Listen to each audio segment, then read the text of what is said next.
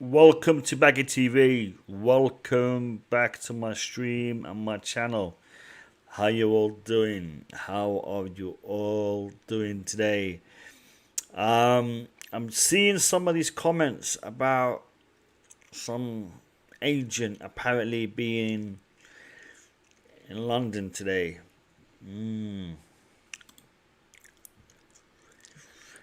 We'll talk about this. We'll talk about this.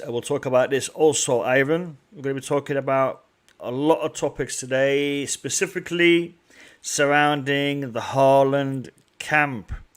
DJ Sav, how are you? Welcome to the chat. Welcome to the Baggy crew. Let me see some of them emojis. Show me the Erling Haaland emoji, man. I want to see that in the chat. Show me the Erling Haaland emoji in the chat. DJ Sav, when you get a minute, jump on when you get a minute. Listen, lads, I've put a link in the pinned comment. Any one of you that want to jump on and talk to us directly, you're more than welcome to do so. Jamie, welcome, Jamie. Listen, Jamie, I've checked out your channel. I watched your channel. I saw some of your gaming videos.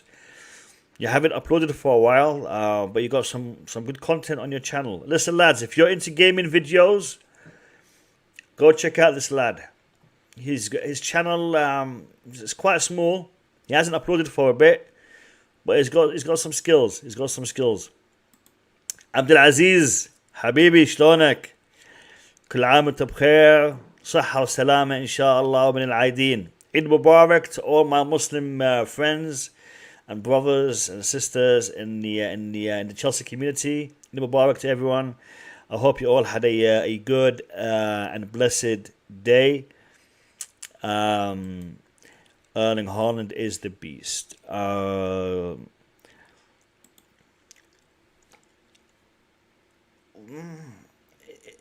Making a video of Haaland. Not seen that. Link it. John Galt, welcome to the stream. Welcome to the stream, John Galt. Alright, TikTok. Alright. Different platforms, different types of videos. But yeah, keep it going, man. Listen, to be successful, you got to keep on going. Don't stop. And you've got skills. I used to make gaming videos back in the day. I was a SOCOM YouTuber way back. Yeah, PS2, I think it was. Yeah, SOCOM, a little bit of COD, but that was way back. T2 Gaming, where is it? Big up T2. Do I have Twitter? I do have Twitter.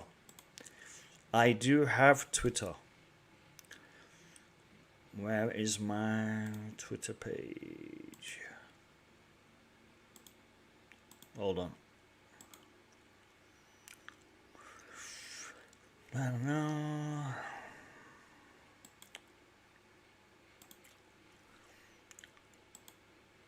Okay, I'm gonna try and show you my Twitter page.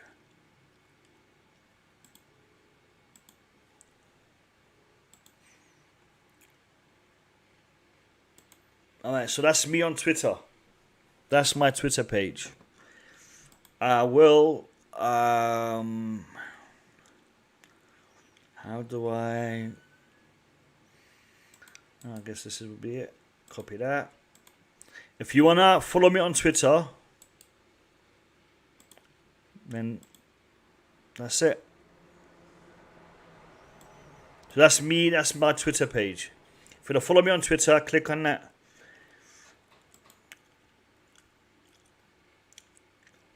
Welcome. Adam Young. Welcome. Yeah, listen, we're going to discuss this. We're going to talk about this. I'm not sure if I can. Have you sent me something? One second.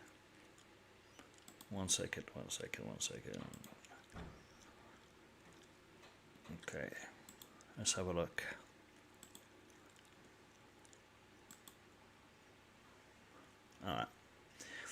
I'll be checking that. I'll be checking that in a minute. Let me just bring in DJ Sav. DJ, how are you? DJ Sav, welcome to the stream. I'm good. I'm good. Yeah, how you doing? Excellent. How you been, man? How you been? And make of today's news is going on. Oh, all right. Listen, DJ. First of all, I want to say this, and if I'm wrong, tell me. But where did everyone get this idea that Mino Raiola was in London? Was it from a troll tweeting some? Because I saw a tweet from some dude. I'm not going to mention his name, saying that he met Mino Raiola at work while he was serving drinks or whatever, and that was today. And he asked him about the Haaland situation, and he told him Please. Now, a good friend of mine, a very good friend of mine, a close friend to Baggy TV. Retweeted something along those lines saying Mino Raiola is in London. But he did it in a light-hearted manner, in a sarcastic manner, because he used that as his source. Yeah. Someone just trolling, someone just trying to be funny. And he used that as his source to tweet that he's in London. 5 minutes later, I start seeing tweets in Arabic, all right, quoting that dude, saying that, a prominent Chelsea YouTuber has tweeted that Mino Raiola is in London. That could only mean that there is things in the works. So, lads, all of that, it was just from someone trolling and then someone just trying to have a bit of a laugh with him. But it kind of got blown out of proportion, and I've seen it from quite a few. I mean, I've been receiving DMs all day today saying that he's in London. Now, unless there's a different source to that, I haven't seen it. So, DJ, what's your information on that? Yeah, I don't know if you saw today, Baggy. I did a little. There was a little thing I picked up on, and I put it in our little chat group. Did you see it at all on the Baggy chat on our chat group about Haaland? I'm not in there anymore. I've left all the chat groups because I'm getting too many notifications, so I've not seen that. Okay. I put how much of it is? Can you forward it? It's on my. Can you forward it to on my Twitter page. I can do that. It's on my Twitter page, but I don't know how much of it is true though. I mean, it was just taken from a sort. I don't know. I won't call them a source, but they're called the Transfer Centre, and I kind of retweeted it. Because it came out by them. They actually said it was. In fact, it was breaking. Hold on 1 second. Let me have a look. Let me try to find you. I don't usually use Twitter on my phone, on my computer. I don't use it on my phone. So I'm trying to get a hang of it. So where would you be? You'd be the people I'm following. So I'll click on that. Yeah. Go down to DJs. But take it maybe as a pinch of salt, Baggy. I don't know how much of it is true. I tweeted. I think it was around about 1 something in the afternoon. I think it was. I did it when it came to me. Was it a retweet?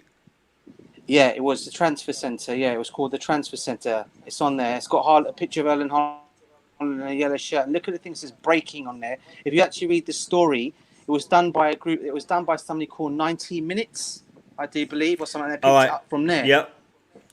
I see. I saw that. So how much of that is true? I don't know, because from what you're telling me about Raiola today, and then that coming out as well, I don't know what to believe anymore. I mean, as I said, don't take it as a, what do you call it? As I said, I mean, I mean, people turn around. It's funny, the other day, I was on a stream, heard the other day, some gentleman said that DJ doesn't have any sources, just catch-ups and whatever. Listen, I might not be some big YouTube channel like most of these people are, but I can say one thing. I do know people out there that do give me information.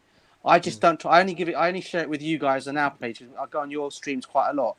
And I do share that information out with you. And 9 out of 10 times is always the ones that I've said so far are correct. I mean, for example, I think I said last time Timo Werner was going to sign. People were like, "Oh, what do you call it?" And I got that news long before he even signed the deal, or long before that deal was happening. I knew about Timo Werner was coming to Chelsea. So sometimes my sources can be reliable. They're not all. I'm not saying they're all. What do you call it? But some people that do actually tweet me are people that I do know that are in the game for such a long time and know certain journalists as well.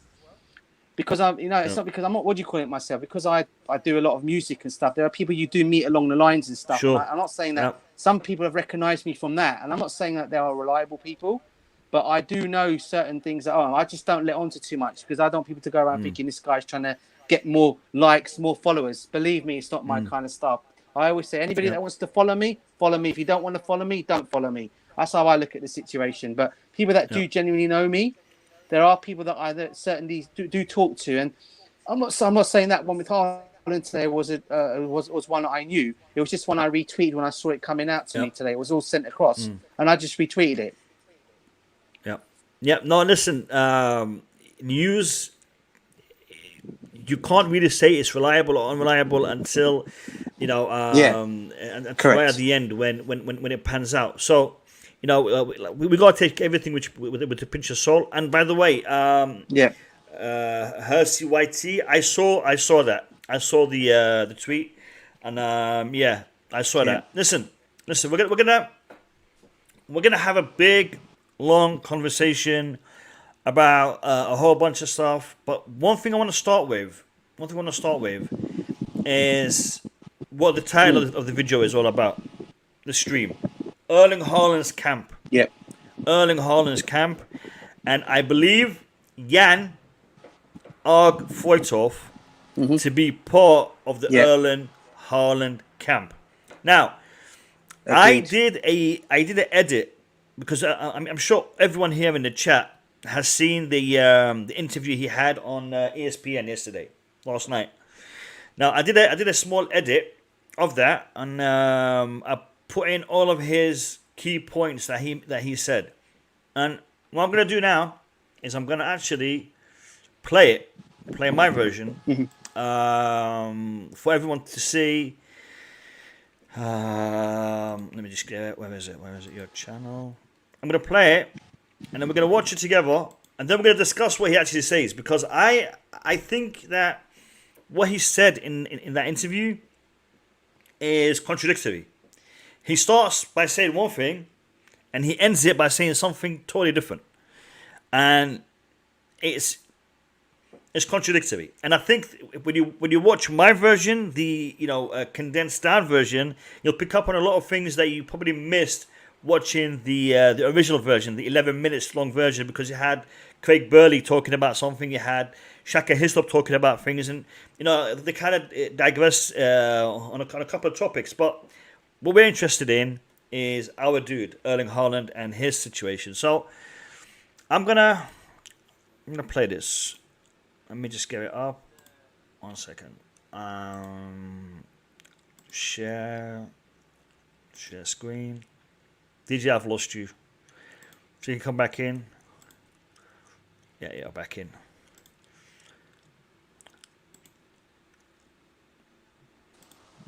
Okay, so I'm gonna play it.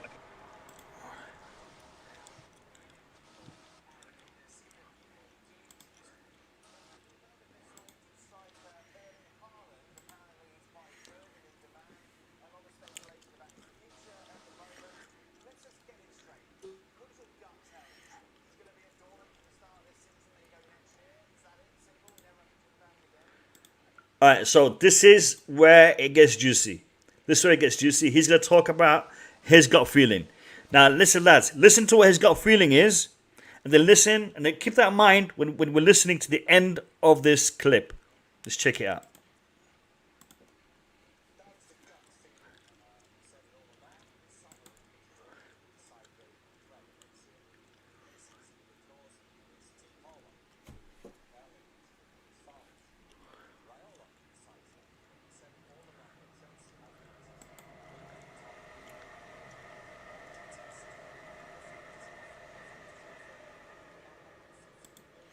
Lads, Chelsea would like to test Dortmund with a fantasy offer. Did you hear that? Chelsea would like to. All right, so he's telling us what Chelsea would like to do. All right, he said already that next season is in their hands, in the Haaland's hands. But this season, Chelsea would like to. Sorry, can't hear. Yo, can you guys hear me? Can you guys hear it all right? If you can't hear it, hold on a second. Why can't you hear it?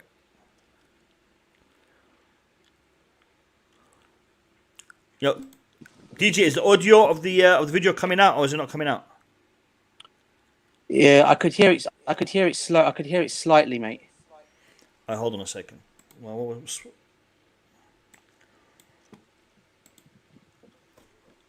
Can you hear it now?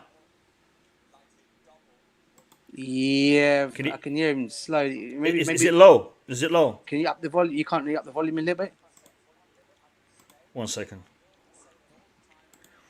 1 second, because why is that so low? Hold on a second, lads. Give me a second here.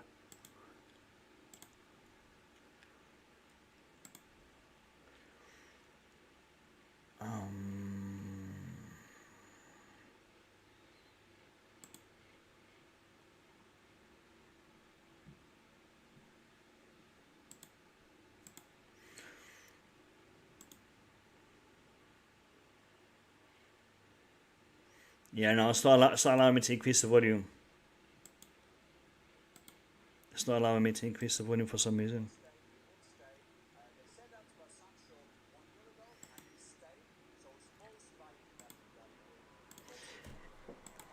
Lads, in the chat, is the audio hearable, or is it totally not worth me playing it? Let me know in the chat if I should continue playing it, or if I should just leave it out because you guys can't hear anything. YouTube settings, broadcast. Hold on a second. Let me have a look.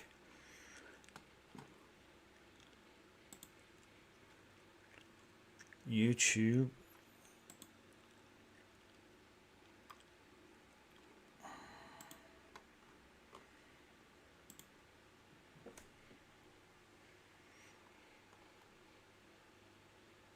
Settings.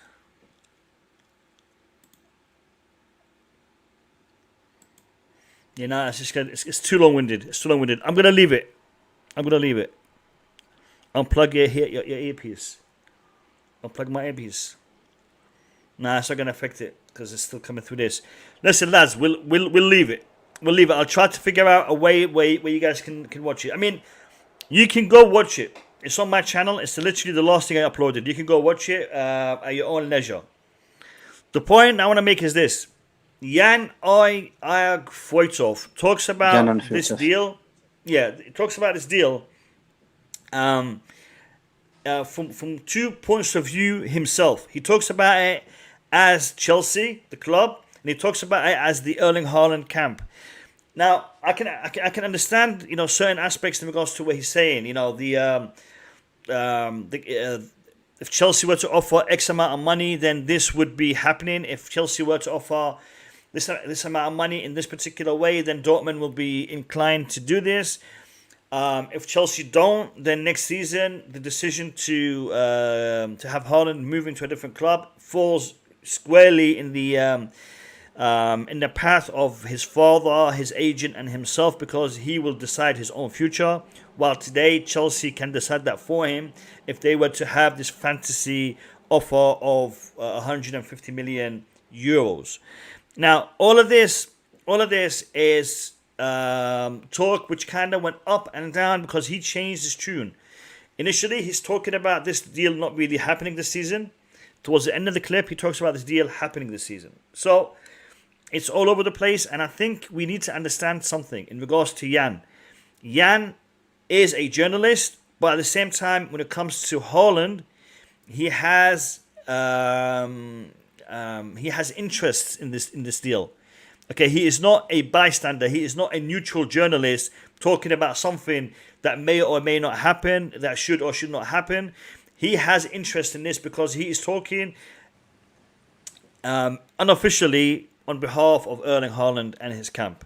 That's how I see it. That's how I'm gauging it. I want to welcome Bobby to the stream, and I want to also welcome Max Burton to the stream. How you guys doing? Hey, baby. Oops, my mic's just put it down. Yeah, all good, thanks. How you guys doing? Good. Good. I'm good, guys. Bobby, how are you? Yeah, I'm good. Thanks, Baggy. Max, DJ. Hey, Bobby, DJ. Hey. I'm sure you guys saw the interview. And if you haven't, then why haven't you seen my last video? I commented, mate. I saw it. I know you did. I saw the video. Yeah.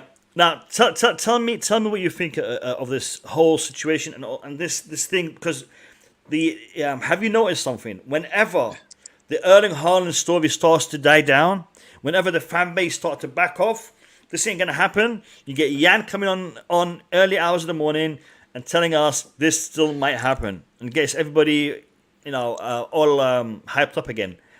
What's your thoughts on this? You know what? Dortmund are not silly. They've made a lot of money from transfers in the past, okay? And if you're having a double your money bid, there's no way they're going to turn it down. Come on now. So it's a bargain. They know we want him, and they're saying that they want to keep him, but do they really want to keep him? I'm not so sure. Obviously, if what they want is a big offer and a mouth-watering offer, which is double. So now the good thing is we're talking about €150 before everyone's thinking £150 million, which equates to 132 million. So if it's a double your money bid, 75 million next season or 132 million this season, they're a business, and they can still go and get a striker. Max. 64 million next season or 132 this season. 64 and 132. Yes, yeah, and they can go out and buy somebody, because the one thing Dortmund are good at is scouting players, and they'll be able to get someone who can get them into the top 4 next season anyway. So it was, as I said, a mouth-watering offer, and that's been if you look at it, that's been a narrative from day one. Dortmund don't want to sell, but and there's always that but. If an offer which is too big to refuse comes in, then they'll take it. Chelsea are playing the cat and mouse game as well, because what Chelsea are doing, they're probably letting news leak that there's interest in the Lukaku thing interest hasn't gone away, and they're saying things like Danny Ings, and then there was that Beanpole's Czech Austrian striker yesterday that we've been linked with. So Austrian Peter Crouch. Yeah.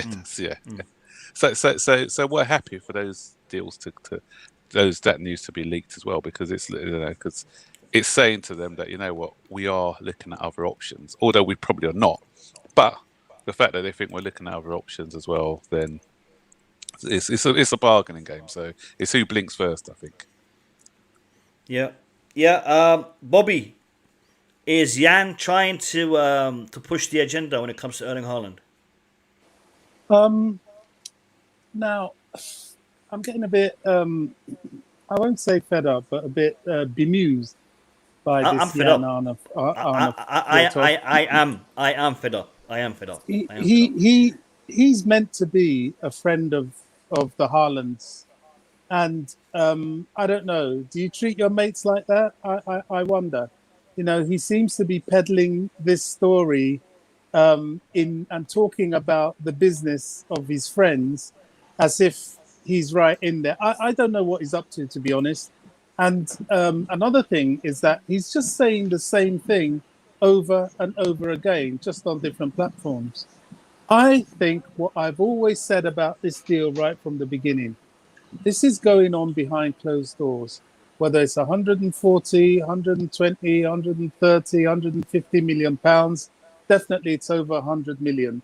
And Chelsea are very serious about this. They're paving a way. We're selling youngsters, because that is the purpose of the academy, to provide revenue for the club. And I believe we are trying to balance the books in order to make this deal happen. We've got to be patient. The journalists are not getting a sniff because the club is up to so many things. They don't want the journalists to get a sniff. And, as I've said, I'm not trying to kill the conversation dead, but it's just my opinion. As I've said in the other stream, I think with you, or was it with GNA TV? We're not Man United. We don't do our business on Sky Sports News, bringing our coach there to start announcing things in a silly way. Oh, we've got this player, but I don't want to talk about it. Naming the player the next minute. So we don't do that. We've got more class. We've got more confidentiality. and we've got more purpose. This deal's going to happen. You think so?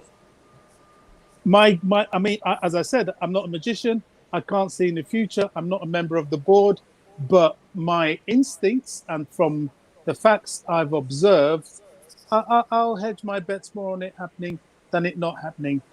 Everything else we're hearing is rumor, scaremongering, keeping the story alive. It's not about keeping the story alive. It's about keeping the journalists or the or the Twitter person or the YouTube person relative in relation to the story, especially when it's gossip or when it's I saw something that slightly disappointed me, but I know it was a bit of a joke. Someone put out early Mina Raiola, I hear, is in London. Now I know the person that did that. I know it was a joke. It was baiting. No, listen, Bobby. He got that. He actually tweeted 20 minutes after someone else who had actually posted a picture of himself next to Mino Raiola, okay, saying that he's in London and he just served him a cup of coffee or something. How old's the picture? No. The tweet. I don't know. The tweet was 20 minutes before the other guy said it. Yeah, I saw that one. The crazy thing is, Bobby. The crazy thing is that tweet. Let's just call him out. Worldwide Chelsea. That tweet by Worldwide Chelsea. I love the guy. I love the guy. I love the guy, and I would defend him to no ends. But and he was trolling. He was just taking the mick. I think so. He was baiting. He was baiting. It was, and it's fine. Let's have a bit of fun. Let's have a bit of fun, and that's what he was doing. He was doing it lightheartedly. But that tweet was quoted by proper Chelsea fan Twitter accounts in Arabic, and they were saying to a source, a well-known Chelsea YouTuber has tweeted this. Therefore, it must be true. And I started replying to them. No, he's joking. He's messing around. But they were taking it seriously. So it got blown out of proportion. But I know. Worldwide Chelsea was doing this in a light-hearted manner. He was just trying to have a bit of fun. But sometimes sarcasm doesn't translate well when you're reading it from a different language. But I guess, it is what it is. I guess the amusing part of what he did was that if he could do that, you can imagine all the nonsense stories. Exactly. Proper. It's one of those things that I will tell Max. I saw Petr Cech talking to Zlatan, and then Max would tell Bobby. Petr Cech was talking to Zlatan. Bobby would tell Boogeyman, and the Boogeyman would come to me and say, "You know what? Petr Cech is about to sign Zlatan," and I'd be like, "Where? When did that happen?" I started it, but really, is this really happened? I thought it was a rumor. So that's how it goes around. Boogeyman, welcome to the stream. How are you? Boogeyman, you're on mute. Hello, everybody. Hello, hey, Boogeyman. Max. Hello, Boogeyman. How you doing? Hey, So Boogeyman. The angle is this. The angle that we're looking at right now is this. Is Jan trying to push? This is the angle that I'm seeing. So I wanted to either confirm or disagree with my angle. I think that Jan Freuthoff. I wish he had it easier name, but he doesn't. I wish he had. He's pushing the angle that Chelsea might be a little bit reluctant in this move, and he's trying to keep the story relevant and trying to give hope that Chelsea could still go ahead and buy him. All they got to do is make this offer, and he's trying to do that. Do you see it? Do you see it that way, or do you think that Jan is just being a journalist and is reporting journalist information as he has available to him? How do you see that? And by the way, I'm asking you a question. Did you see the interview yesterday? Yeah, I saw it directly on ESPN before even you posted. Not on Baggy TV. You didn't watch it on Baggy TV. No, that's what I just said. I watched it on ESPN Soccer. Then I saw you also posted, so I pretty much have both. I've seen both. Yeah. So the way I saw the whole thing is Jan is telling us how Haaland can't I sing the whole story. All they want Chelsea to do is they want Chelsea to put a crazy bait in. Then their camp will push Haaland. That's what they want. And even if, the thing is, even if you notice the journalist that was asking Jan a question, seemed like he knows something more than what Jan was telling, because they all smiling. They all know that all they want is they want the money, Chelsea to put the money on the table. Then Haaland will push for the transfer. But now Chelsea is not doing it. So they're saying if Chelsea doesn't do it this season, next season, effectively the £75 million fee will kick in. Euro. 75 million euro. Oh, sorry. 75 million euro will kick in. And at that time, Chelsea cannot force anything anymore. Because right now, Chelsea is the only financial club with that much power to force anything. Because if they put it out, Haaland will come. So I think that's the way I understand the whole thing. Because there's, like you said, there's a contradiction. I didn't see any contradiction. He's just saying, yet, as today, Chelsea can force it. But if they reach next season, he asked him about his gut feeling, and his gut feeling was that Haaland is staying. His gut feeling is Haaland is staying. No, but however, if Chelsea were to put in an insane offer, a fantasy offer, then he could go. Good, because today Chelsea have the choice or have the opportunity to take him. While as tomorrow, meaning next season, okay, the decision will be in Haaland and his father and his agent's hand, because they will be the ones deciding where Haaland is going to go. But today, a fantasy offer would ensure Chelsea get Haaland. However, his gut feeling says it's not going to happen. Do you see that? So he's contradicting himself in every single angle. Did you see how he justified his gut feeling? He said, Sancho last year, Dortmund has said no.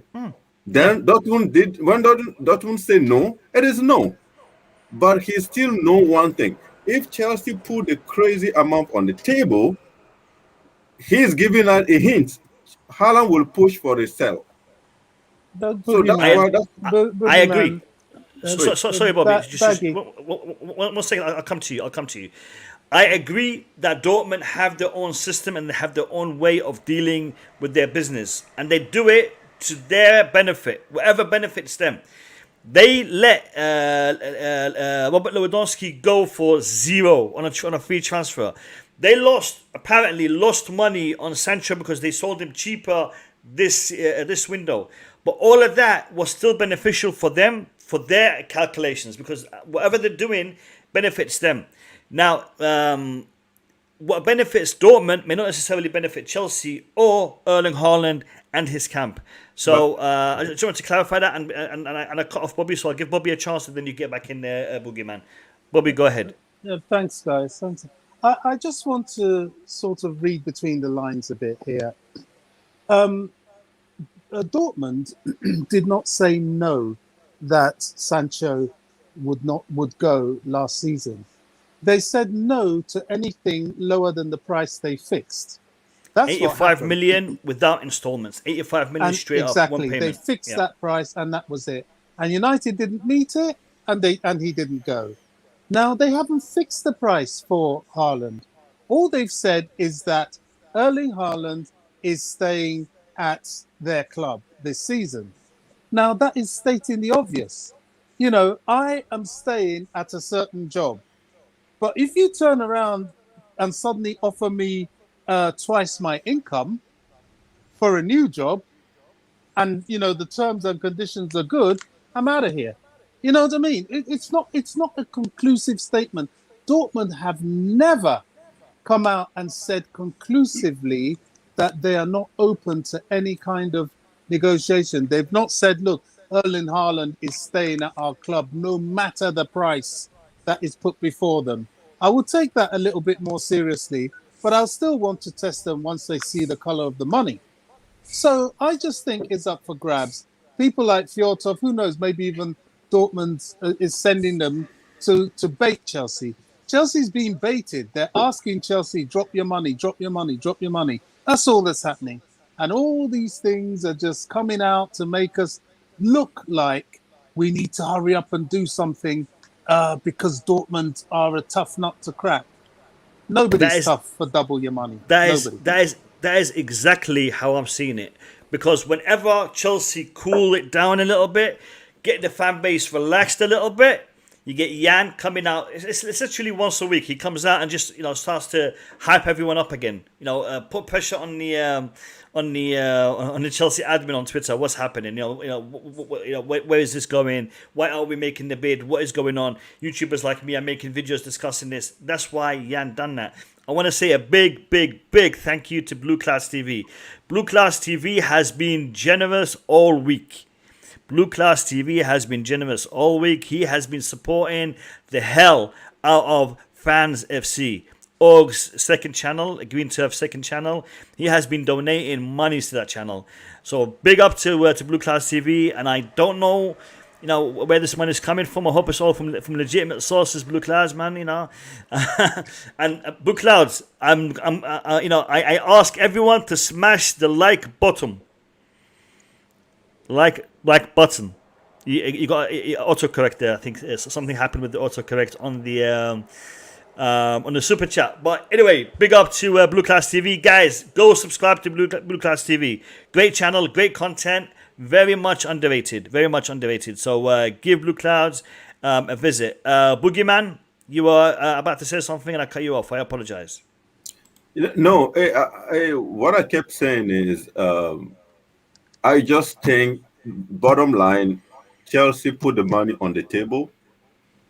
Dortmund will budge. They're not going to stay on their position. And even Dortmund doesn't budge, at least Haaland will push something. That's all. I think that's all Jan is trying to say at the end of the day. And I think it was that journalist that everybody think he always has a good the Italian, what his name again? The Italian? Fabrizio Romano. Yeah, Romano gave us a timeline on Sancho's deal. He actually said last year Dortmund they said no, and then this year sometime Sancho's and Dortmund has a gentleman agreement, and then they say, okay, if the money is put on the table, we'll let you go. If the 85 million euro is put on the table, we'll let you go. So there's always a lot of versions of, okay, Dortmund say 90 million last year. The Manchester United didn't put the money on the table. That's why he didn't go. But then you hear other people just say, no, Dortmund has said, actually, no, we're not selling Sancho's last year. But this year, through the gentleman agreement, if Manchester United put I think 85 million euro, then you go. I think there's a whole bunch of different versions on the subject. So I'm not too sure which one is true. But I think for Haaland, if Chelsea wanted, put the money on the table, you take it. If you don't put the money on the table, then next year it becomes more complicated for everybody. He is cheaper, but more complicated. Yeah, listen, Blue Class TV, mate, stop it. All right, you've donated twice. Appreciate that. Enough, man. I've seen you go crazy on Fans FC. I don't want to have a repeat on my channel, man. Let's keep it as that. I'm happy. I'm pleased. All right. I think Orgs is about to get a new house because of all the money that you've donated to him. So let's keep it cool. Keep it relaxed. No, seriously. Abdulaziz the other night, Blue Clouds tonight. Everyone is supporting and much appreciate it. Much love and much respect to everyone who's supporting us YouTubers. So big up to you, to all of you. Listen, in regards to this whole situation, we all know the way Chelsea do their business. And we've talked about this. Man like Bobby. Oh my God, Blue Cloud. Seriously, another one. All right. I'm just going to show them on the screen. I'm not even going to talk about it. I'm just going to be encouraging him by talking about him. But yeah, thank you for the third donation. We talked about this earlier in previous streams. Chelsea do things privately. Chelsea do things on the down low because that's the way we handle our business. Again, other clubs have a different method. Dortmund do tend to speak, do tend to give their opinion, and now we've got DJ Sav getting in on the act. Wow. My Wi-Fi, yeah, I know, DJ, you have a Wi-Fi connection issue, man. If you're able to jump on, all good. If not, just type what you got to say in the chat, and I'll put it on the screen. And you don't have to do it in the super chat where you can just type it up and I'll put it on. Baggy got a store card. Congratulations. Yeah, man. We all need one of those every now and then, especially when they have super chats in their back pocket. Wouldn't hurt. Lost my train of thought, man. What was I saying? Borussia Dortmund like to do business their own way. They leak things. They say things. And they did. They did with Sancho last season. They said, we'll only accept this offer. We'll only accept this offer paid in that way. And today we're seeing that. Even with Erling Haaland, this is where we are. We're not going to sell him. We don't want to sell him. But if you were to offer us this amount of money, we'll consider it. And that's pretty much what they said. And that's pretty much what's been happening. And that's pretty much what Yang is trying to push Chelsea to do. Now, if Chelsea have tabled a bid that we don't know about, lower than the asking price that Dortmund are asking for, because that might be the case. And this is why Jan might be out there trying to push for them to pay a little bit more. Because Dortmund can't publicly say it, Chelsea are not going to publicly say it, and the journalists everywhere don't seem to have access to that information. So maybe Jan is trying to push for them to pay that a little bit more because he knows what Chelsea are offering, what Chelsea have paid. And I think it was a boogeyman who said that the other guys in the panel, they seem to know something. Well, maybe Jan has told them, this is where we are, but we can't really talk about it because of, the agreement that I have with X and Y individuals. So, lads, I personally believe that Jan has a lot to do with this deal. I'm going to read the comment. Show your love, guys. The Bagger TV, appreciate you. Thank you. For sure. Jan knows more than what he's telling. That's for sure. You just have to see his face and see the other panel, the other journalists sitting there. They know more than what they're telling us. I can see it. It's just, it seems like they've been told not to say too much. I cannot say too much, but and it is annoying sometimes just to listen to them. Yeah. But why is he trying to push the agenda? Do you, I don't want to speculate, but do you think he's been asked to do that by the Haaland camp? Yeah, I actually think so. I'm actually convinced that even that subject, that question, before they start the TV show, he probably asked the interviewer, "Yeah, you need to ask me a question about Haaland because I have to say something." Because if Chelsea, I'll just need to make it clear that if Chelsea want the Haaland, they have to put this money. Because if they wait till next year, it might be more complex. And the fact that he says that means even Haaland can't want that. Want Chelsea to just put the money on the table, and they will do something. That's how I feel it. I felt it. Maybe Max and Bobby has different perspective, but me, that's how I'm feeling at this point. Yeah, I'm the same with you. Really, it's a lot of discussions through via the media at the moment, and it's just like all these public declarations coming out because as I said before, they want us to cough up a particular amount of money, and if we do, then he's ours. And obviously Chelsea, what Marina's like. She likes to play hardball and try and get the deal down as low as possible. But what we're dealing with here is we're dealing with two tough negotiators, because on our side, Granovkaia is a very tough negotiator, and we've seen Dortmund in the past with the deal for Sancho to Manchester United. They're quite tough in their stance as well. And so I mentioned it before. I think it's who blinks first, really. I wanna just give a quick plug. Listen, lads, I have put a link in the chat, as you can see on the screen. This is the link to Blue Class TV's YouTube channel. I can only return the favor by asking you to go and subscribe to Blue Class TV. when you get a chance, because he's an underrated channel with some good content. Blue Class TV, thanks a lot for your support, mate. Really appreciate you. Listen, I want to give Bobby a chance to speak on this topic, and then I'm going to move to another topic, a very important topic, and that is in respect to the academy lads and where we are and where we're going with these players. But before we go to that topic, Bobby, do you have anything to add in regards to the Jan Ark-Foytov situation, or are we pretty much done with it? I think we've pretty much concluded. I think we're all, if there's one thing we've all agreed upon, with all the points made and the roundabout way of who said what and who said what, the ultimate thing is for Chelsea to make a bid. That's all. And then we'll know whether Dortmund really want him to leave or not. As we all know, it's, in my mind, I can't see any reason why anybody would reject double your money in your millions for a deal like this. I mean, it makes no sense. I think he'll come to Chelsea. We just have to drop the money. That's all. Yeah.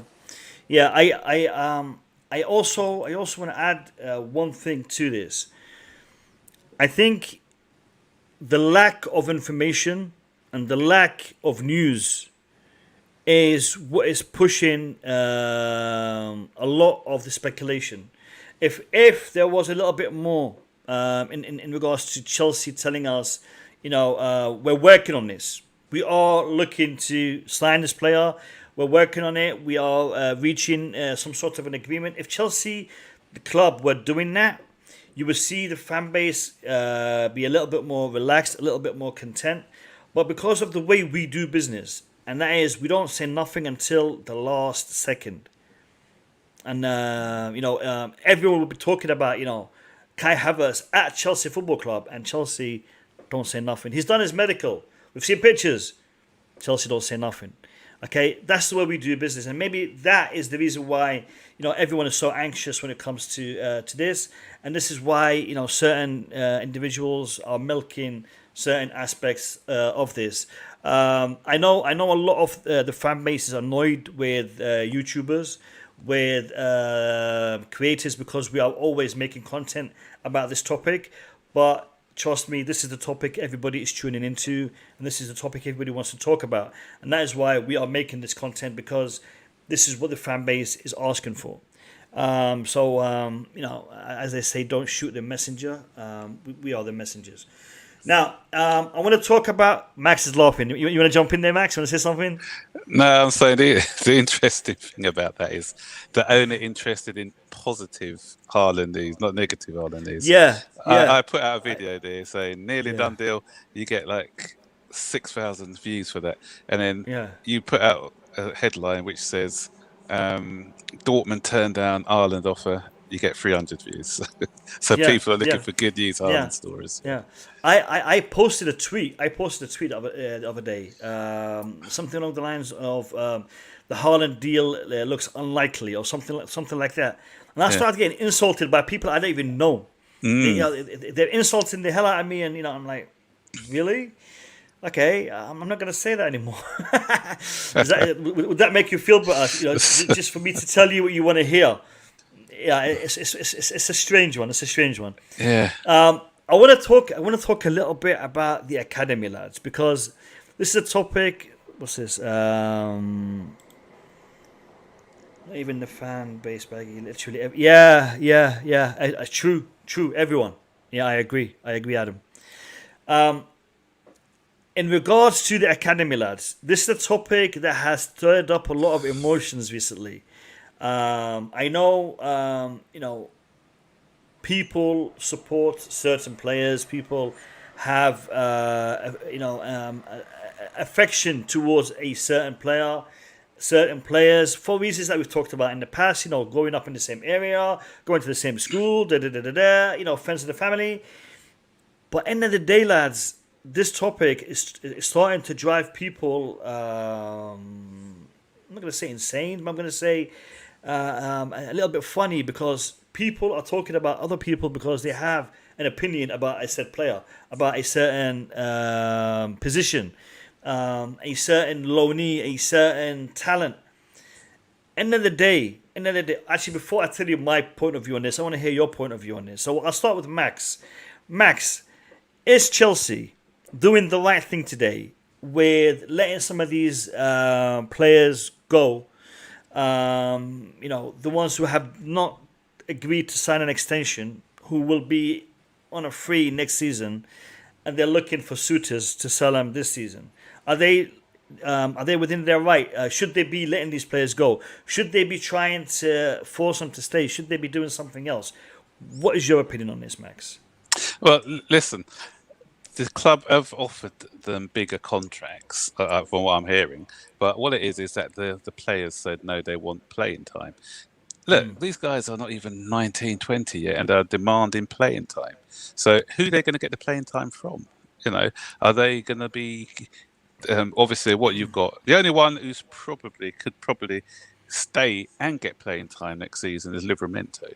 Especially if we don't buy a right wing back, because that's an area where we've got an aging Azpilicueta, and Reece James is probably going to be playing right centre back, because Tuchel started playing him there at the end of the season. So that's where I think he has plans for him for the coming season. So Livramento could have probably stayed and fought for his space.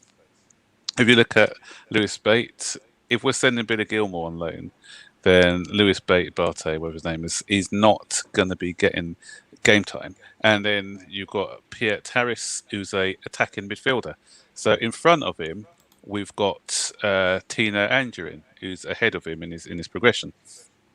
So I would have been annoyed before if it's like these Bakayokas and other people who are blocking their pathway, but it's not. It's other youth players who are ahead of the pecking order, ahead in the pecking order. And I made a video earlier, if you guys want to watch it a bit, where I dealt with this in a bit more detail. And what I said is, if these players want to go, good luck to them.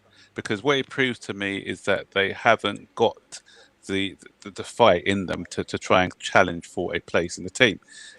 They've got a perfect example in Mason Mount. Okay?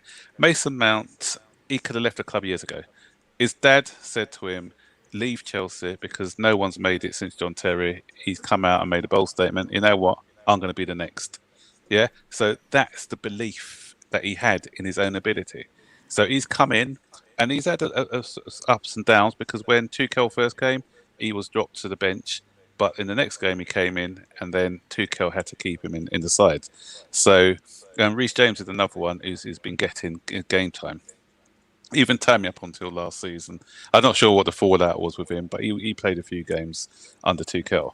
So these guys should be looking at that and saying, you know what, rather than saying that there's no development pathway, there is a development pathway, but you have to be good enough to be there. You have to be better than what's in the position at the moment. Yeah. So a club would be silly. For instance, if we had a Lionel Messi in our hand and we didn't play him, then no, why would we do that? If we identify a player who's clearly better than what's in our first 11, we'll be silly not to put them in the team. So these guys have got to prove that they are good enough to play in this team, and they will get their opportunities. Yep. Boogeyman? I just think the subject of youth, criticizing Chelsea for not promoting youth, is just, it's not true. Let's just keep it simple that way. Because if you look around Bayern Munich for the last, let's say, 10 years, has nobody coming out of their youth rank and play for the main team. Only Müller. Müller is the only one. Toni Kroos is in Real Madrid. So all the other people around, they all been like bought from other teams and stuff. Even Dortmund, you have who come out of Dortmund youth rank. You don't see any. They bought young people, young player, but from other academy. Barcelona, we only have Messi and Xavi, all those things retire, but you don't see any. All those young, they're not from the La Masia. So PSG, we don't even talk about it. They don't have any. So I think at this point, Chelsea is well positioned to say, we'll promote more youth than all those big teams anyways. Of course, we can do better, but at one point, if you want to win, you will have to go out and buy the most expensive and the more qualified or the talented ever player. You don't want a prospect. You want people that are confirmed that can do it day in, day out. So yeah, I understand there's youth that are good that want to be integrated in our men team, but if they're not patient, like Matt say, then what you're showing us, you're not ready. You're not going to succeed anyways. Because, like, for example, that youth, that goalkeeper from Chelsea that went to PHT.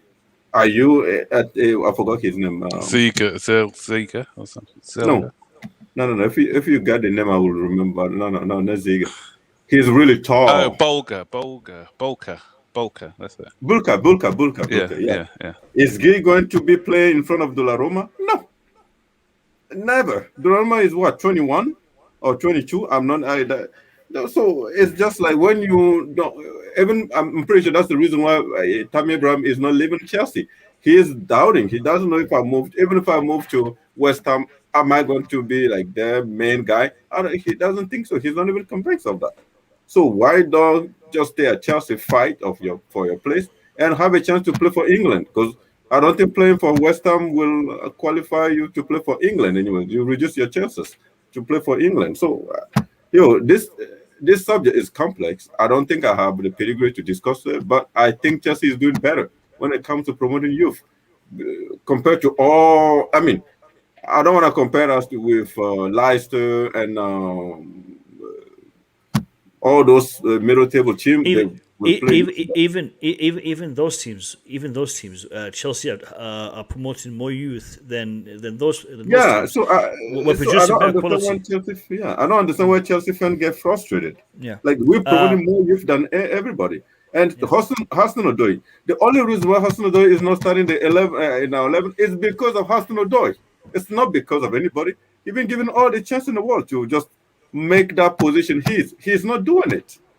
He he goes in and coming out, goes in, just make that position yours. And so I don't know. So I think for me it's a non-subject. Chelsea are promoting more youth than any big team. We just won the Champions League. So what do we do? And we have the youth. We have a lot of youth. How do you call Kai, Pulisic? They're all young. So what do we do with them? Do we sell them to promote youth? No. If the youth is that good, you just have to fight for it. They're all young anyways. So I don't understand this whole criticism. Not only that, Boogeyman, but the three players that we're talking about, the ones that have been mentioned, there's still a what's the word here?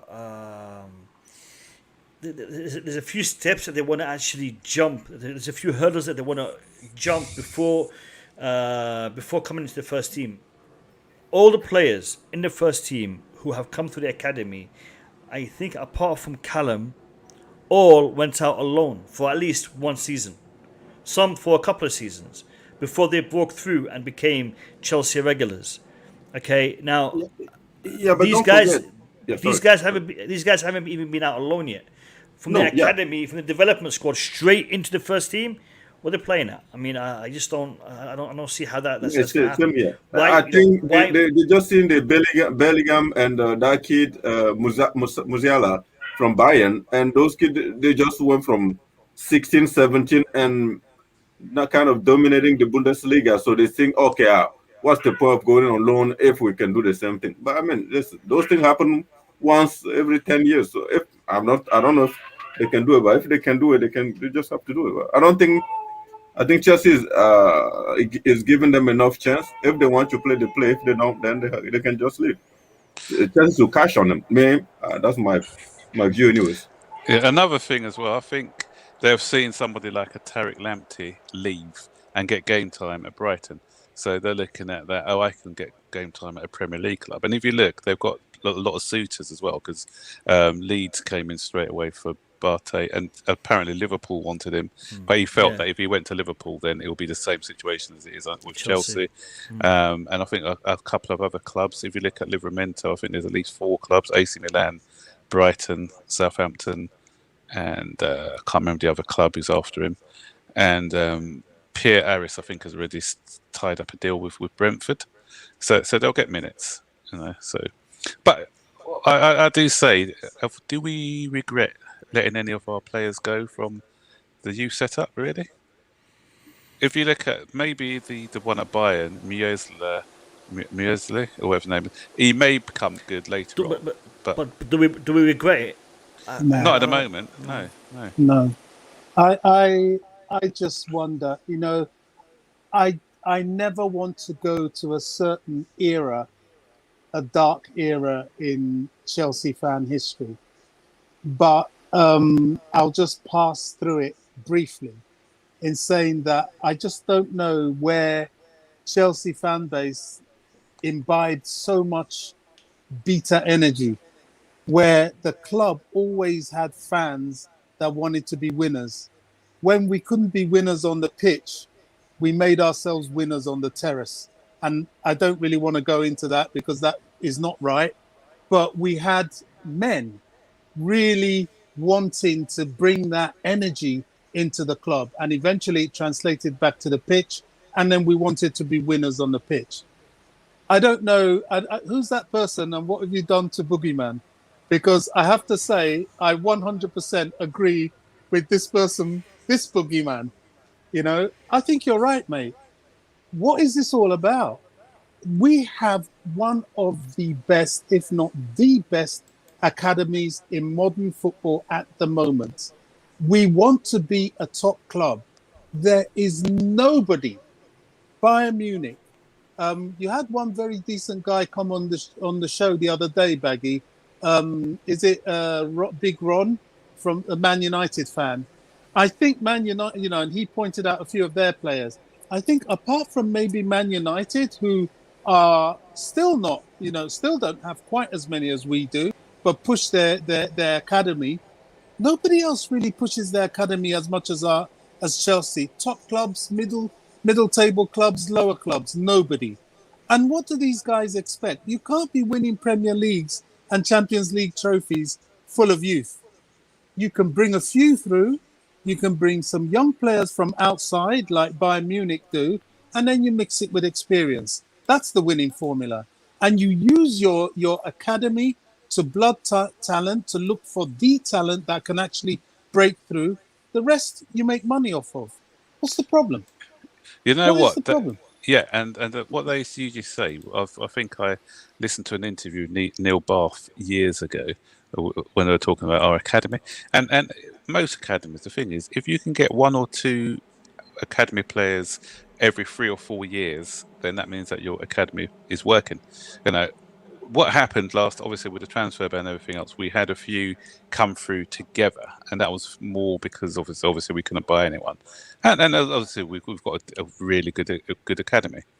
But when you look at it, we finished fourth, and we struggled to finish fourth that season. With other results which allowed us to finish fourth in that season under Frank. And we didn't look like a team who were going to challenge. And even if they grew together for another season or two, would we have had enough to challenge? No.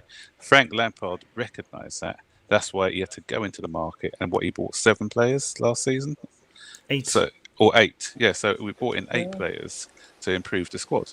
And I said, so what you do, then you have to then separate the wheat from the sheaf. You have to see who's good, who's not good. And, we had the two players who kind of played a lot, was the 2 I mentioned before. Mason Mount and Reece James proved that they were fit for this company. So that's why they were regulars in the team. As I said, Tammy played a few games. Callum Hudson-Odoi was in and out. And again, I agree with Boogeyman here. It was Callum Hudson-Odoi who was his worst. It's his worst enemy, really, because he. I remember that game when he got substituted, didn't he? Because I thought he started to believe his hype a bit more. When he had a few good games when he played the right wing back role under Tuchel, then he was a sub. He drew him out. I don't think he dropped him. I just gave him a rest, and he brought him in, and he started to act a little bit like a prima donna on the field. So that's why you have to take him off and say, look, mate, you're not quite ready yet from a professional point of view, because I expect high levels from you week in, week out. Yeah, so I'm hearing positive things from him for this season. Actually, he's hired his personal trainer. He's fitter than ever. He wants to impress. He doesn't want to take the easy route because people are putting him up for transfer. But he's saying, you know what, I want to stay here, fight for my place. So I think the penny's dropped with him. His attitude is spot on.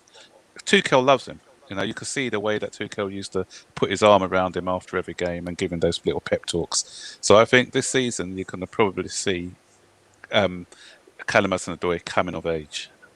Max, can I just add to this? You know, you look at all the other clubs and see how ruthless they are with their players. Van der Beek and Martial not getting games, sat in the stands, Van der Beek in particular, for months. Foden sat in the stands for months, not to mention Gundogan, who's not a youth player. And then the Man City Academy youth is nowhere to be seen, apart from Phil Foden. Nathan Ake sat in the stands. Real Madrid, look at how ruthless they are. Their academy product, what's that guy? The guy with a beard that's... Isco. Gosh, what is it? Isco and Asensio on the bench, in the stands. Their fans don't give a pipsqueak. The issue is the club. But all of a sudden, we've become this fan base that's focused on players. Now, we love our players, but our players aren't bigger than the club. I don't understand that mentality. It's not what we are about. And these fans coming in with this mentality, I would rather they weren't fans, to be honest, because it's not positive.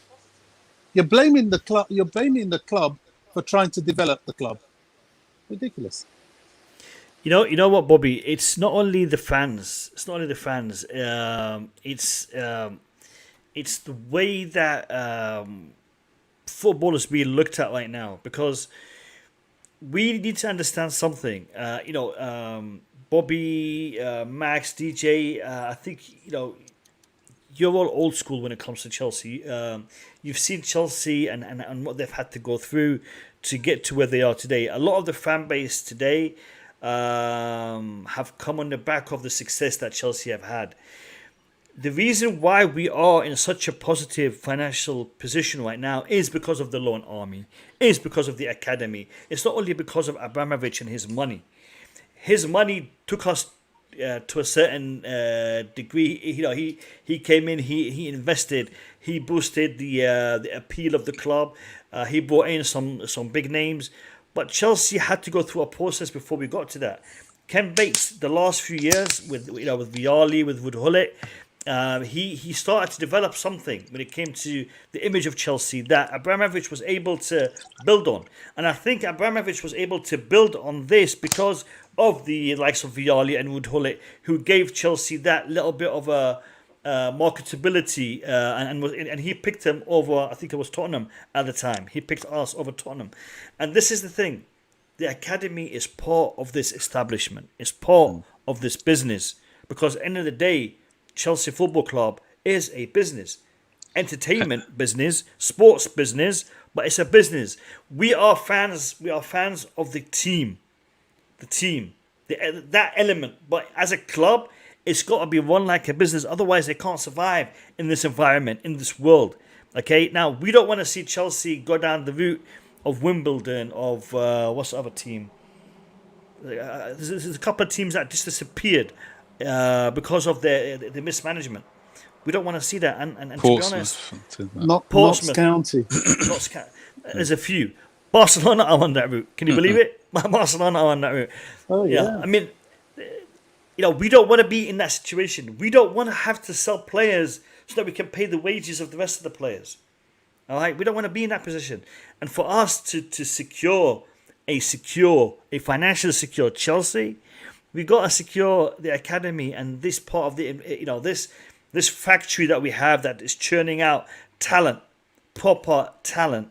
Okay? Because you don't have to be Chelsea level to be talented. You can be, Arsenal level. You can be, bottom 10 level. You don't have to be top 10, tier to be talented. And Chelsea are churning out the likes of Lamptey and whatnot. But these guys, they have to be sold. We will get the odd great player like the odd Mason Mount, the odd Reece James, the odd Callum Hudson-Odoi, and these guys will be successful at Chelsea or elsewhere. But at the end of the day, we got to do what's best for Chelsea. one of you said, we got to look at the club rather than the players. I think it was Bobby. That's what we got to do. We got to look at Chelsea Football Club, not Hakim Ziyech, not Mason Mount, not Callum Hudson-Odoi, not whoever. We're looking at Chelsea Football Club because these players, as great as they are, they can be legends. They can have a lot of success. But at the end of the day, they're going to go and the club stays. And that's what we've got to look after. We've got to look after Chelsea Football Club. Phantom of many topics. Good to see you in the chat. I wouldn't say we didn't need you. I'll say if you want to go, go. I know a certain YouTuber is not happy about this. I love the YouTuber, but if Lewis Bates wants to go, then goodbye and best of luck. And Thanks for the donation. What we're doing as well. We're being quite smart with these sales as well, in that we are now at last putting in first option or sell-on fees as well. So we're not going to be left with a situation where maybe you get someone like a Lewis Bates turns out to be a Iniesta, for instance, and someone that comes in for him for 60 million. Then we get 25%. I think it might be a 25% sell-on, or we can match that bid if we got first refusal on them. So even if they do turn out to be the next best thing, then we can bring them back. So we're not doing like a De Bruyne type situation or Lukaku, for instance. You're so right, Max. I'll be the first to have a go at the board, have a go at Marina when things don't look like they're working out. But I've got to say, come on, we've got to be fair. Marina and that team, they're trying their best. They're trying to get rid of these boys. They're putting in clauses. They know they are part and parcel of the business. They've got to bring in revenue that is independent of our owner so that the club will be solvent and have longevity. So, as we've said, these fans, they got to stop this. This is Chelsea Football Club, not XYZ Player Football Club. It's ridiculous. You're very right, all of you. I don't know where it's coming from, to be honest. It surprises me. It's basically it's some of the bigger accounts who got this agenda going, and you got sheep who just follow them, and they don't have a mind of their own. Half of these, half of these are fan base. If you're brutal, have they watched a lot of these players play? Probably not. I used to watch Bobby. I know Bobby. I know that you used to have Chelsea TV as well, because I used to hear you on the phone-ins. So when Chelsea TV was around, I used to watch all the youth games, the under-21s, and keep in touch with the players there. I was down at Cobham live. Okay. I used to go see all these boys that pass through. What's that one? The Dutch boy. Oh gosh, what's his name? The defender, tall centre back. Oh, Bruma. All these kids. We used to go have a chat, and it's. I used to go there. I'm sure all these people with these opinions, they haven't even seen these boys. Exactly.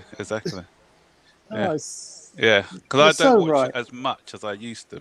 Obviously, we can watch the games on the fifth stand, but when I get a chance, I'll watch it. But it's not, back in the day, I used to record the games where I couldn't watch it live and then watch it afterwards. But with the fifth stand, you've got to remember when it's on or whatever. So I did watch a few of the FA Cup games this season. But as I said, a lot of these guys, just because they hear somebody else bigging up a particular player, and it's like a renowned YouTuber or someone on Twitter who they feel have got a wealth of knowledge, then they just jump on that bandwagon. Yeah, I think Twitter is really a platform for disinformation, misinformation. I see a lot of brainwashing going on Twitter. Seriously, you can get things blown well out of proportion within minutes, just by using Twitter. You're right. I'm actually quite concerned about going on Twitter. I mean, I'm serious. I was thinking about leaving that platform because that platform is toxic to another level. I'm serious. I use Twitter to get information, but at the same time, it's really, really dangerous if you don't know what you're doing. Seriously. I don't engage with some people. There's certain people I'm engaged with, but then you could, there's certain people that it's just a waste of time engaging with them. and I just don't want to get down that route. I used to a while back, then I just said, you know what, it's pointless. Yeah. Yeah. It's a good medium for quick information through your DMs and for just putting something out there and really ignoring the rest. But over engagement on Twitter, you're gonna mess with your brain. It's bad. Yeah. It can be really bad. So many big accounts have so much toxic messages coming through them. Yeah. I mean, content. I mean, I'm not going to name any because, you know, some of these accounts have a lot of followers, and you know, it surprises me the lack of insight that they have and the lack of what's the word here? They don't seem to have an understanding of the impact that these messages have that they're broadcasted, because you know these messages are being read, they're being retweeted, opinions are being based on them, because a lot of people would look at the message. This guy has 60,000-70,000 followers. He's got Chelsea in his name. He must know something, and he's tweeting this. It's got to be right. It's got to have some sort of accuracy to it, and they'll take it and they'll follow it. I made a lot of mistakes. when I first got on Twitter, and I started getting information from there that I was, really, is this really happening? And I would build an opinion on it, and then a day or so later, I'll find out that all of that was just totally, total breeze and total misinformation. So lads, the ones who are watching this video stream, if you're watching it live, stream. If you're watching it later, it's a video. Listen, make sure you read and understand and comprehend and form your own opinion. Do not take the other person's opinion as gospel and just work with it. No, try to form your opinion based on that information and others, other sources. Because if your only source of information is Twitter, you are in trouble, my friend. Mm-hmm. It is a very scary place. I agree. Twitter is bitter. Well said. Well said. I like that one. Yeah, man. I might use that one. Georgie, I might use that one, so I'm just telling you now. If you see me using it, it's all right. It's all right. Let's look at this comment here, Denzel. Deals. People need to look at the point of view of us selling these youngsters. If we think they are good to sell, we add a buyback. Yes, and if they are, yeah, and that's what Chelsea need to do. Not only for players in the academy, but even players like, for example, Boga, who we sold to Sassuolo. I think we made a mistake by not putting or did we put a? We did, but we didn't exercise it. Yeah. So we need to do that for a lot of the players, a lot of the talents, and Boga is one of those players that I really am disappointed that we got rid of because I think it was too soon for him, and I think he was so unlucky. I think Conte played him first match of the season. It was Gary Cahill's fault. Was it Gary Cahill and somebody else got sent off? I think we had two men got sent off, and he was sacrificed in that game. Yeah, and I was really looking forward to him that season because I thought he was going to get some game time. Do you think we are selling some of these? For Nah, I don't think so. I personally think. Listen, there was a question earlier, which Sudraki answered. So I didn't answer it. Who was it who asked it? About the I can't find it. There was a question regarding the Champions League money that we got, and in regards to where we are financially. And Sudraki answered that question by saying how much we won, how much we got from the Champions League, and how much money we're getting. We are financially able to buy Erling Haaland for the fee that is being mentioned. We are able to buy Erling Haaland for 130 million euros. And if there is, a 20 million bonus payment that needs to be paid for X and Y, Z achievements, we can do that as well. Chelsea are in that position. We don't need to be selling these players for Erling Haaland. That being said, we do need to be selling these players because their contract expires next season. They are not willing to extend their contracts. Therefore, they will be gone on a free. While as today, we can sell them for 5, 10, 15, 20 million pounds. So why keep them if they're not going to extend? Okay, and that is the position we are in regards to those players. Now, naturally, Chelsea also wants to reduce and to streamline their wage bill, their squad size, and also to bring in new players. So sales will not hurt. So from that aspect, Chelsea do need to sell, but not because we want to buy Erling Haaland.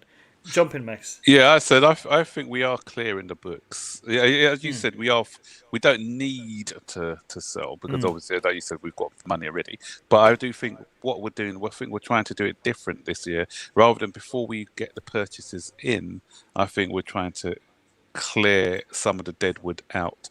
Because last year we brought in 7 or 8 players, and then come the end of the window, we were stuck with some of these players like Danny Drinkwaters and people like that who we had to send out on last minute loans. And so we had an unbalanced squad as well, didn't we? We had 3 left backs in the squad as well, 5 centre backs, because obviously the Tomori to West Ham deal didn't go through. So I think we're focusing on getting rid of players first before bringing players in. So we've got rid of 6 players at the moment, 4 or 5 players at the moment. 4 or 5 players, yeah. Yeah. So I think we'll try and get rid of a couple more because today there's talk of Emerson. There's a 5 million difference between us and what Napoli are asking for him, or Napoli, yeah. And then we've got Zappacosta, who's wanted by Inter Milan. We're already getting rid of that guy to Genk. What's the striker? Igbu. He's off to Ghent. He's already agreed terms with them. And I could see somebody like Bakayoko's meant to be close to AC Milan, and also I could see probably a couple of more sales. Kurt Zuma's the one they're talking about getting rid of as well. They are. Yeah. And what I read. Yeah, go on, Max. Yeah, sorry. So what I read was also we got. I know that he's been playing a lot, but Rudiger, he's asking for some big wages or something, so he hasn't yet committed to signing yet on a new contract. Hopefully he will, but we'll have to watch that Rudiger is 2023, I think. We have him too. So he's got 2 years left of this contract. Yeah, but we don't want it to run that. If he doesn't sign for next season, then he's going to be cheaper. So I think if he doesn't sign this season, then we could still get good money for him. I'm not advocating for him to go, because I think he's had a good second half of the season. Yeah, no, definitely. I think Rudiger will sign, and I think he will stay for a little bit longer. And I think he will be one of the crucial players for Tuchel's team moving forward. Jem, how are you? How you doing, my man? Not bad, guys. How are you? You all right? All good? Yeah, how you doing, Jem? We're good. Not bad. Apparently, Chelsea have met with Tchouameni's agent. Yeah. As per other stream. Do you have any information on that, Jem? No, is the answer to that. It's first up. I mean, it's not the first time I heard it earlier on, but if it is true, then I'd rather them do that than go for a Declan Rice. That stupid 70-80 million pounds. You know, it just didn't make any sense. I think the signing of someone like. I think if we are interested in someone like Tchouameni, it makes a lot more sense because he's not going to be pissed off because he's not starting. You know, he'll probably get rotation. I do think he will get games, but at least it won't cost us too much. And if he does flop, then it's not the biggest risk in terms of how much it's cost us to sign him in the first place. With Declan Rice, you spend that kind of money, you're expecting him to start. You know, and for me, he shouldn't. He just doesn't start. He doesn't get in front of any of the 3 that we currently have at the moment. So I think we should look for. I think it's an area where we do need to strengthen, but I just think we need to be careful in terms of how much we spend in that area. If that makes sense. The other thing with Tchouameni as well, he's more versatile than a Rice. Rice can only do the one thing; he's a sitter. But whereas Tchouameni can play as a 6 or an 8 as well. or even a 10. Some people saying so. Fabregas rates him highly, so he's that's what that's the point I wanted to get to, because a lot of people are talking about Tchouaméni in the same context as Bakayoko, but I'm not an expert. I can't judge how good a player is, how good a player will be, but I think a player like Fabregas can. When a player like Fabregas recommends him to Chelsea, when a player like Fabregas, who's in my opinion one of the best midfielders of his generation, especially with Chelsea, is talking so highly of this guy, I listen, and I think for the price, like Jem was saying, he's not a risk, because he's young, he can improve, and he is more versatile, like you said there, Max.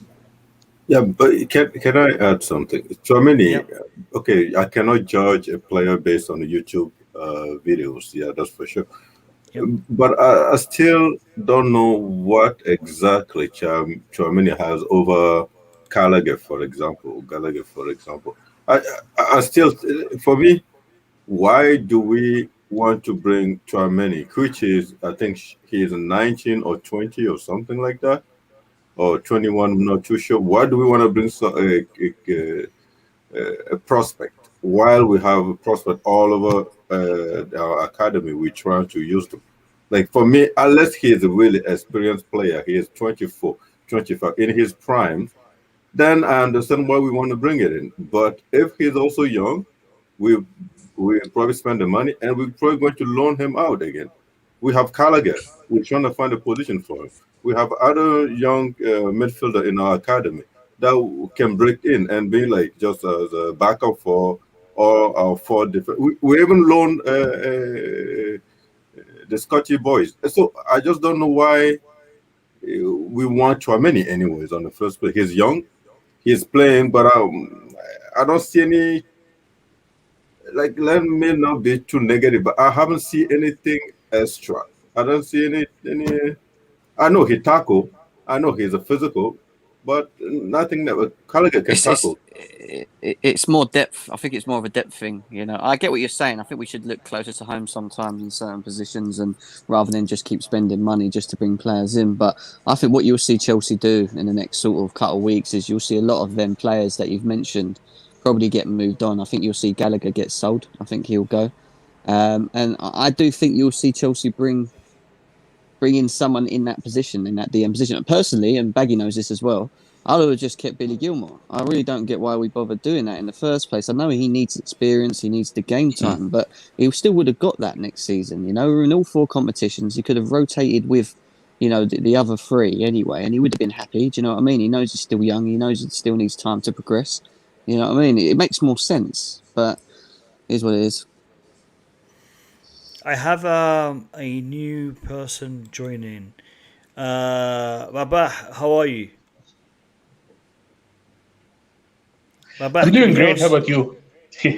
We're doing good. We're doing good. Yes, sir. Welcome to the stream. Tell me a little bit about yourself, where you're from, Thank you. and what's your opinion? Well, I was born an African born. I'm living in the States. I'm a very blue color Chelsea fan, of course. It's like 18 years now.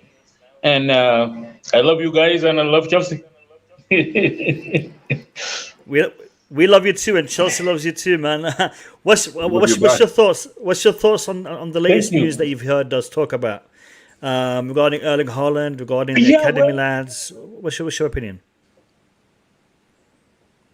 Well, of course, Haaland is I think is highest Chelsea priority, and without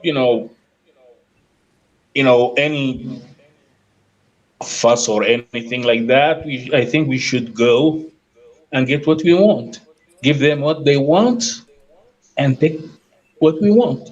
And by the other side, later, if we want to sell 5 or even 6 of our players, so we can, do any compensation, we can do that. But now we have to hustle for that kid. You know what I mean? Okay, so you want to see your club do everything in its power to secure the signature of Erling Haaland, correct? Yeah, definitely. Yeah. Yeah, we need that. All right. Yeah, because we can't go without attacker. I'm sorry. You have a delay. You have a delay in your connection. Your point is received and appreciated. Thank you very much for coming on and giving us your feedback. And I hope to see you in the comment section, lads. Anyone that wants to jump in, click on that link and come right more in. often, Of course. I'm glad. Thank you, Baba. Thank you very much. Have a good one, brother. Yes, sir. Yeah, I You too. agree Thank with- you. Appreciate Yeah, it. I agree with what Robert Baba's saying.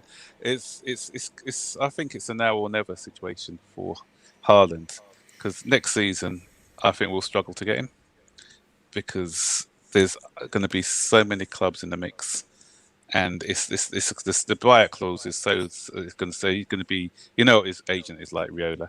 He's going to be looking at the bigger pay pack. He's going to offer him the bigger wages, and I think somebody like a Barcelona or Real Madrid may offer those big wages. I know that Barcelona are a bit broke at the moment. That's because they've been.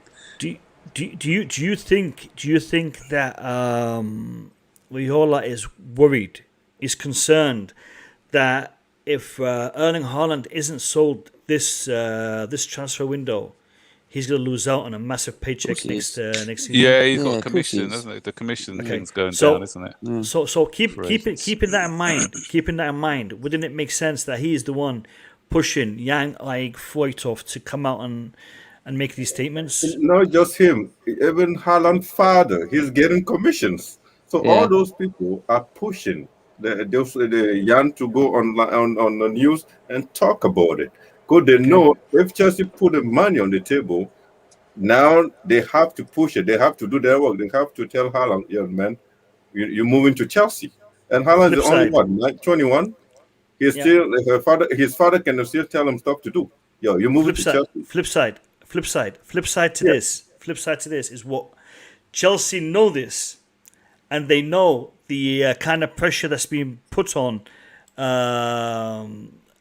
from Erling Haaland's side onto Borussia Dortmund to make this deal happen. And as a result, Chelsea are not paying 130.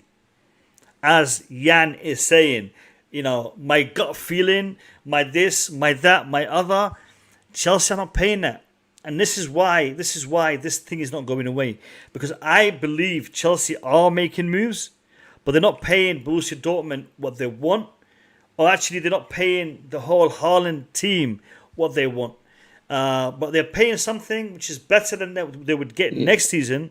But at the same time, they're trying to... Because this is Chelsea. This is Marina Granovkaia. She ain't going to be pushed around, especially when she knows the other side don't really have that much of an advantage, because next season they will be having to deal for a set price, a set fee, with a set commission for his agent. So really, Chelsea have the upper hand right now. Dortmund and Mina Rios' team is the ones that need to be a little bit more flexible and come to what Chelsea want, rather than Chelsea come to what they want. Go on, Jim. Now, I was just going to say really quickly, it's got to the point where all you've really got to do as a Chelsea fan is just simplify the situation. It's just, for me, got to that point.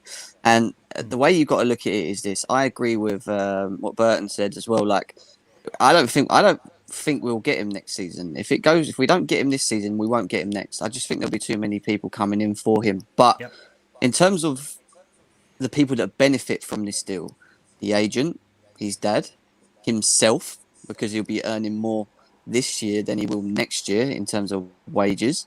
Yeah, Dortmund, they all benefit, providing Chelsea laid the blimmin' goddamn money. So why the hell would they not take it? You just got to simplify it. It makes sense for everyone that's involved, all parties. No one's getting left out here. So for me, I think Chelsea will put a bid down. I really do. They will test the waters. I don't think it'll be an official bid. I think it'll be more of a formal bid to see. The only time you ever see Chelsea put an official bid down is if we're going to get the player, because they're not going to make themselves want to look stupid by putting a silly bid in and it just get turned away. They just won't do that, and that's what I think will happen with Chelsea. Yeah. Yeah, Yeah, no, agreed. yeah, I agree, and this is where we are, and this is, and you know, right now that official bid that is going to come in, who is it being discussed with right now? Is it being discussed with Dortmund, or is it being discussed with Erling Haaland's dad and his agent? Because the thing is this, you got to do both. You got to secure that aspect, and then you got to move on to the second one. I think we're past that. You think so? I think we're past. I think we're past the. From what I've heard, we're past the wages and the agent fees. That's not the problem. So that's been agreed. I think from what I've heard, yeah, I think the biggest issue is just what Chelsea want to pay. They know how much they've got, but it's just, do they want to go in at their max? It's like any business. People don't. If you know you can save a bit of money here and there, or you can test the waters, you'll do it. Why? Because they've got time to do it. They're not just going to go rushing in. Oh, look, we've got the money. Here you go, bang, have it. You know, it's not how it works. But it's a business at the end of the day. You know. So I don't know. I think we just got to see what happens in the upcoming weeks, man. It's going to be really interesting. I think it's just the deal between us and Dortmund now that needs to be sorted. I wanna give Boogeyman a chance to come in. I know Boogeyman needs to go. So Boogeyman, what's your final thoughts, man?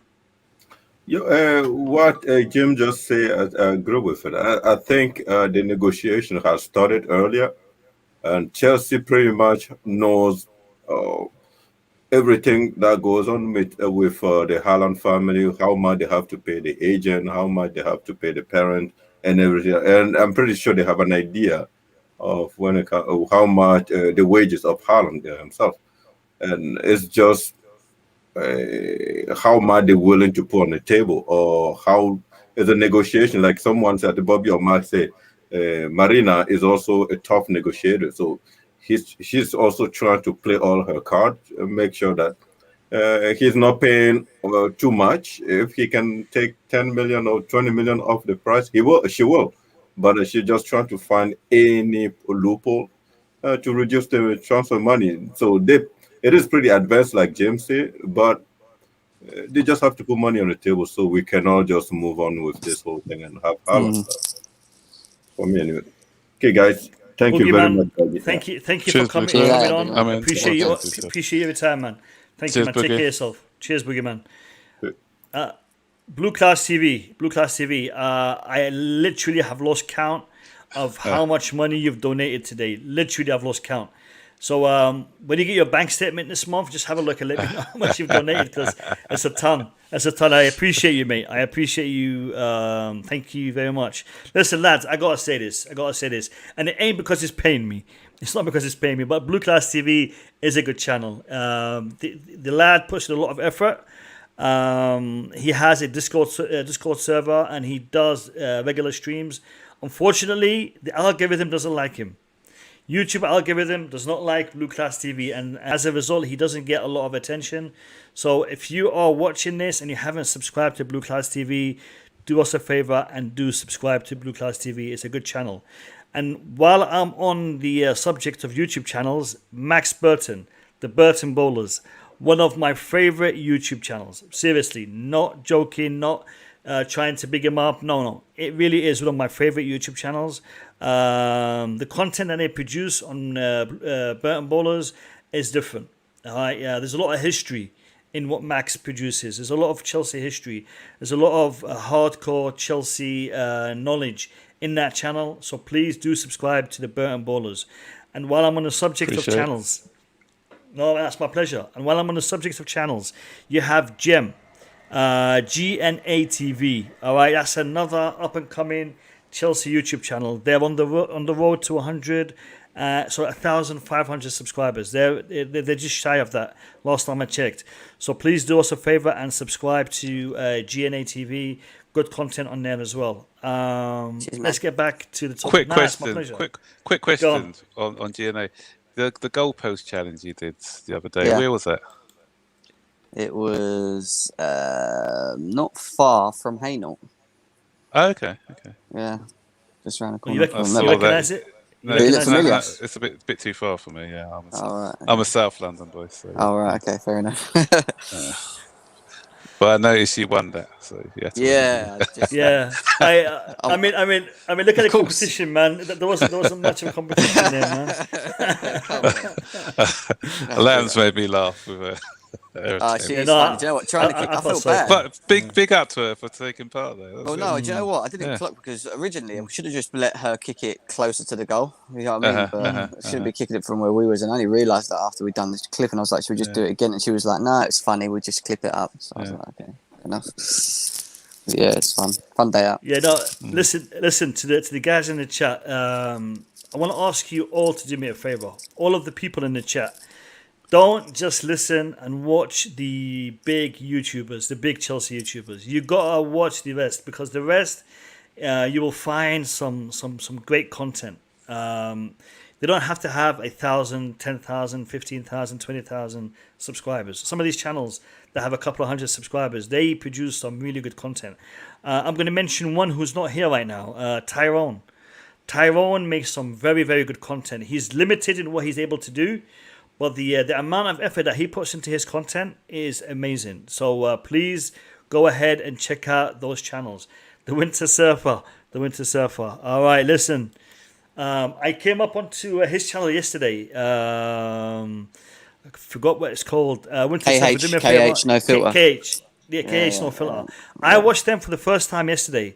And I actually watched the full stream. They were talking about Hakim Ziyech. Great stream, great content. So lads, keep an open mind and watch various channels, because the Chelsea community is massive and the content is great. Don't just watch the big, 100,000 subscriber channels. I mean, good content. I'm not gonna lie, I don't watch any of them. I actually watch one. Right now I'm only watching two. I'm watching Younes and I'm watching Jan. But apart from that, to be the fair, rest... Younes is alright, but nah, I don't know. For me, no, not for the others. It's a bit too scripted for me. Some of them. I agree as well. Yeah. I listen. The amount of blunders one of them makes, I'm not going to say his name, but he makes some massive blunders, and whenever I call him out in the chat, my comments kind of disappear. That's normal, isn't it? Winter Surfer, great to have you here, mate. Great to have you here. Yeah, so where were we? Lost our train of thought. Where were we talking about? Bobby's here, man. Right, Bobby. Bobby, how are you, man? Hey, hi guys. Hi, James. Sorry I could log. I'm having problems with using my phone. Overheats a lot, so I think the lesson from that is I've got to use another device going forward. Hopefully I won't have this tripping out problem. Jem, I heard what you said. I couldn't agree more. I think this deal is going to go through. As I've said, I've always been not a strong critic of Marina, but I don't want her gender to do her any favors. And so I put her to task as I would with anybody. And I want her to perform. She's working for my club and I want her to be the best, because we are the best, if you know what I mean. Yeah. So, but in this case, I have to speak up for her today. I think she, along with other members of the Chelsea board, are in the middle of a very, very, very difficult negotiation. They are trying to do their utmost best for the club. And I believe by the time they put in the bid, they would have struck a deal that could not be bettered for the amount they're going to pay. If, in the unlikely, and I believe it's unlikely, we drop 135, 140, 150 million pounds, and Dortmund say no, just as I heard on the Monster channel, and I agreed with him. Monster, if you're listening, why are you ghosting me, man? What's up with you? I love you. What's going on? I was agreeing with him. I agree with him. If Chelsea drop that kind of money and they say no, walk away. And I will never blame the board. I would think they have done their utmost best, and Dortmund are just a bunch of fools or have some other motive. They won't turn down that money. Why? It would be the stupidest thing I've ever seen in football. Really, unless they have a good reason, or they've already made some sort of pre-contract with somebody else, which also makes no sense, because the guy's going to go for 65 million next season, regardless. they're not going to receive any serious money from Chelsea. No chance. Yeah, I've done the maths as well, because when you look at it, Dortmund, even if they say made a final of the Champions League next season with Erling Haaland in the side, that's an extra 50 million, isn't it? So if they're getting 70 million extra from Chelsea, then that's 20 million. You're still 20 million out of pocket. So that's the best case scenario they can get, is to get into the final, which they probably won't, I don't think.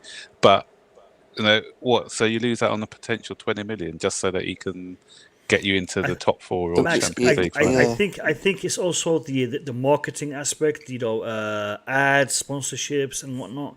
They also play a part. I think Dortmund will definitely be financially less well off by keeping him for another season. But could there be other things that they will gain from it? I'm not so sure. I doubt very much that they will keep him on if it's going to be negative for them. And what's the situation like in Germany for opening up stand? Are they going to be opening up their country similar to what we've done? I'm not sure, because I know that their stadium, I think they get around 80,000 a week, and that's big money for them. And they've lost out a whole season of revenue that way. And if they're not opening up for the new season, again, they're going to be missing out on match day revenue. It doesn't make it makes no sense, because they've not once have they come out since they knew Chelsea were interested, or even talking to them about Haaland. They've come out and said, we will not accept any massive bid from Chelsea for Haaland, for any amounts. Now, if they would have done that, then I don't think we'd be sitting here wasting our time. And that's why I think that if we do lay that money, I don't think they're turning that down, because they've done it last season. Look, think of it like this, right? Last season, the Sancho thing, they turned around and said to Man United, unless you give us this amount and unless you sign him on this date, you're not having him. They haven't done that to us once. The only thing they've said to us is, we will not accept a player plus cash for Haaland. That's the only thing that they've actually physically come out and said, which tells me that they're waiting for us to lay that massive bid if we're going to do it. It don't make no sense why they're turning it away, Baggy. I really don't think they will. Jeremiah, I so agree with you, mate. I totally agree. I've turned this thing over in my mind and tried to remove my Chelsea love and bias. And honestly, this is common sense. I mean, what is it? We could go to... I'll tell you what, if we go to Spurs, as much as they hate us with that sort of money, they are seriously going to think about it. And I wouldn't be surprised if they said yes, because it's just too much money. I think part of there are many reasons we won't go for Harry Kane ahead of Haaland, and I believe that's the right thing to do. Bobby, could that be the message that is between? If you read between the lines from the Jan interview yesterday, that's the message he's trying to pass on to Chelsea: pay that fantasy fee and get your player.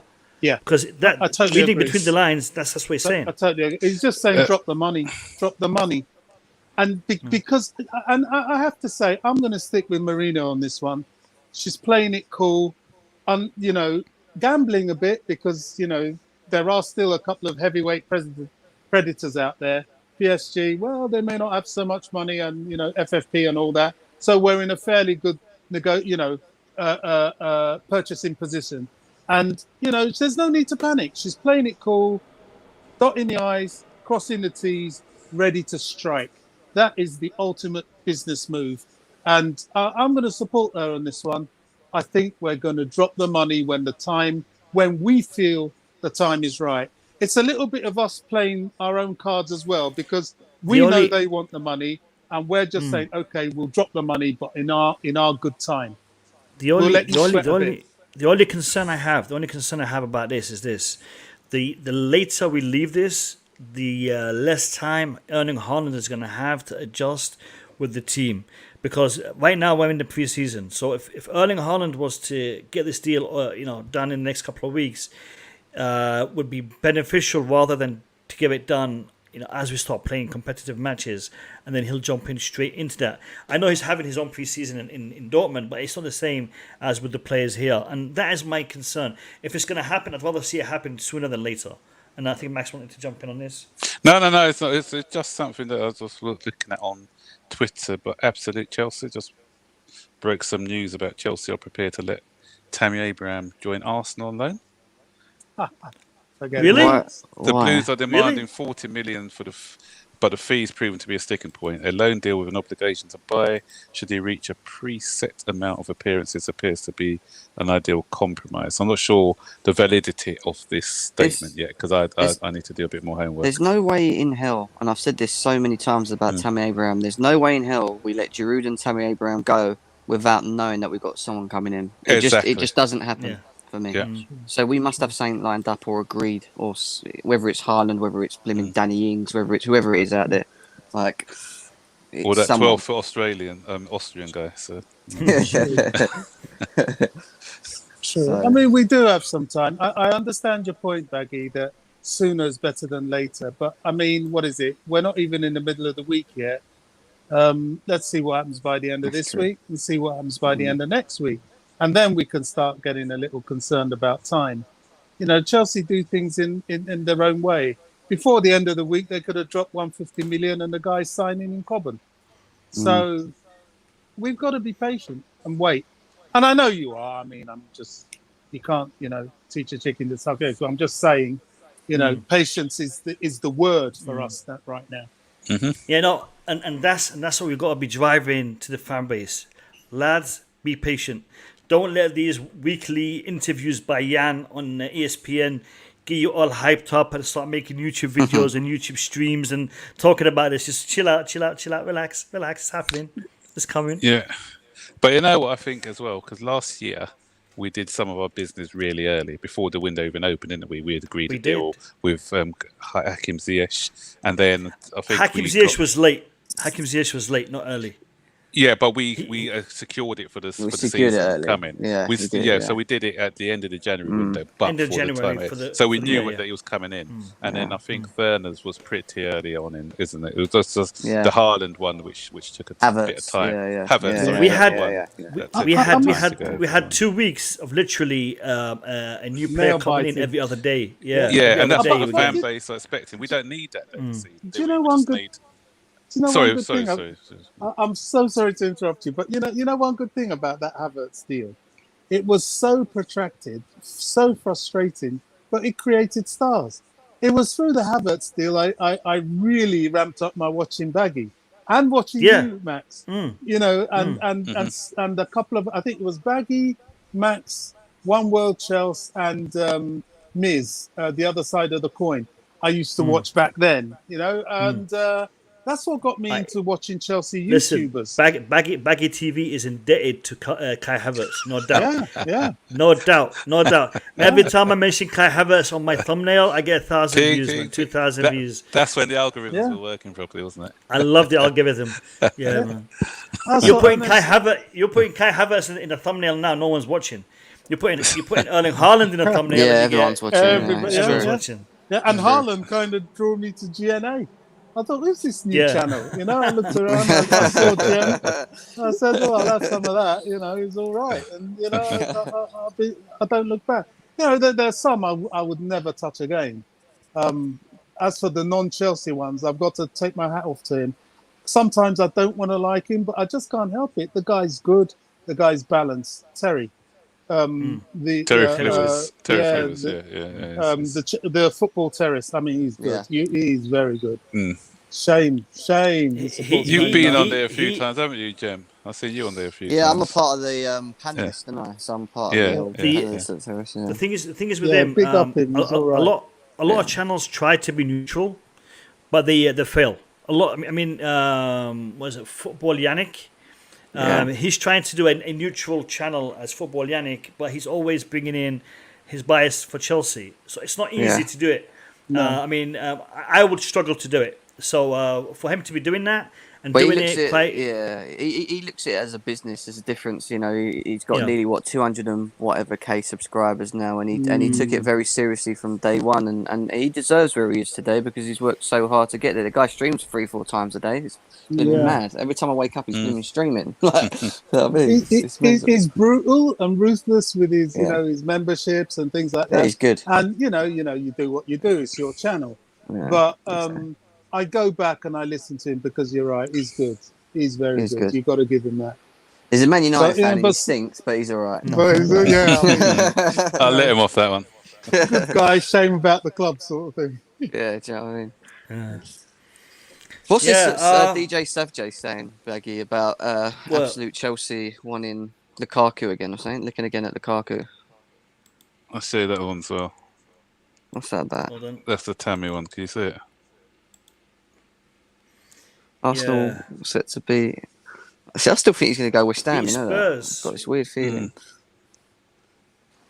My I think we'll phone's sell him. What is blowing all up. this? What's this loan to buy business as well? No, it won't. No. I don't think we'll do that. I Hmm.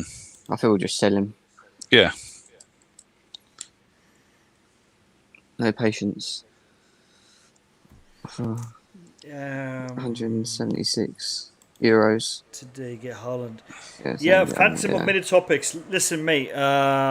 It will happen when it happens, man. It will happen when it happens, and I think there is something to this because, like Jim said, like we've said many times on this channel, Chelsea will not be getting rid of their strikers if they're not going to get someone in. So Haaland is what we want to see. Lukaku is what we could see. Harry Kane is probably unlikely, but there are options. There are options out there that we will be looking at. And there's a few that haven't really been mentioned. We can go get Morata again. I was about to say, if our fans are lacking patience, we'll just go out Lautaro tomorrow. Martinez, Luka Jovic. The thing is, we can go out tomorrow and buy Danny Ings, and we'll get that deal done Danny in like 2 Ings. days. But Danny Ings is good. The thing is, if we want a big player, then it takes time. It doesn't happen overnight. We saw that with the Havertz deal. So we need patience. And if that means waiting another 2 or 3 weeks to get our prized possession, then we wait. There was a name thrown by one of the guys on Twitter. I can't remember the name, but they're talking about Benzema. Could Chelsea, make a move on Benzema? He's old, but he's a seasoned professional with a lot of goals. Real Madrid under new management could be, doing a shuffle. What do you guys think if Benzema was thrown in the? He's a great player. He's a good player, but like the Lewandowski one for me, it's going against our policy, because I know we've done it with Silva, but Silva was a free transfer, and we only gave him a 1-year contract. We've renewed it for another year. So if we're going to be getting somebody like a Benzema, how many years has he got left on his Real Madrid contract? I don't know, but we're talking about 40 million, 50 million. So if you're paying for 50 million for a player, then you're going to be offering them at least a 3 to 4 year contract, and that goes against our what, he's 33 at the moment. He'll be 37 by the time the contract runs out. So that's why I can't see it. He's in the same caliber as Lewandowski. So I think. But they do give you, the one thing they do give you potentially is instant success, and that's something that we've been built around for a very long time at Chelsea since Roman's been there. We like the short success, move them on and then keep, we don't look at progression. That's what I'm trying to get at. But kind of what we're looking at now, we're looking at players like when we bought from the Hazard day, from the Mata days, where we can get a sell-on value afterwards. So we've even Costa, we made a profit on Costa, didn't we? We did, and David Luiz. David Luiz, we made a profit on, So I don't think there's a lot of players that I can't think of anyone we've bought over the age of 30. Obviously, no, we don't. The free transfer that we did with Silva. Makaleli, I think he was 30 when we bought him. No, I'm talking about since the last 3 or 4 years. Since Marina's come in, I don't think we've invested in anyone over the age of 30. Is, if we don't sign a Haaland, if say we do not get him, we still need 2 strikers. For me, you're still going to need a Danny Ings, and you're going to need someone else. That's why we did 2 strikers either way, even if we do get Haaland. But that's why I think I read somewhere today that we're looking. I keep forgetting his name, the Hajlovic or someone, that Austrian guy.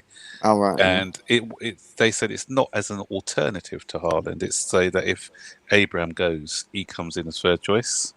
We've got Brozier though. He'll probably be third choice. I know. I prefer to keep Brozier. I just think it's paper talk, really. I just don't see any legs in that story, to be honest. Would Kai Havertz, Brozier, and Timo Werner be sufficient? No. Worst case scenario. But you just don't know. Football's funny. you You just don't know don't. because you never know. Werner because Werner was a decent goal scorer when he was at over at RB Leipzig. He may find his form. He may hit the ground running.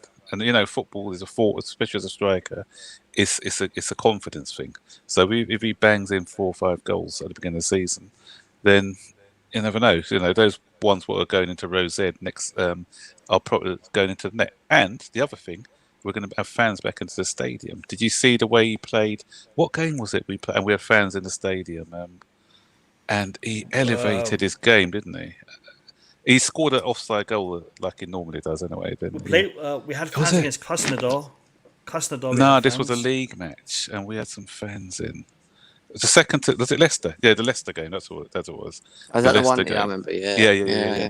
Is that when he called it off or something? Because he handballed it or something stupid. That's the one. Yeah. When he actually got pushed. Actually, that's why he ended it. But that's by the by.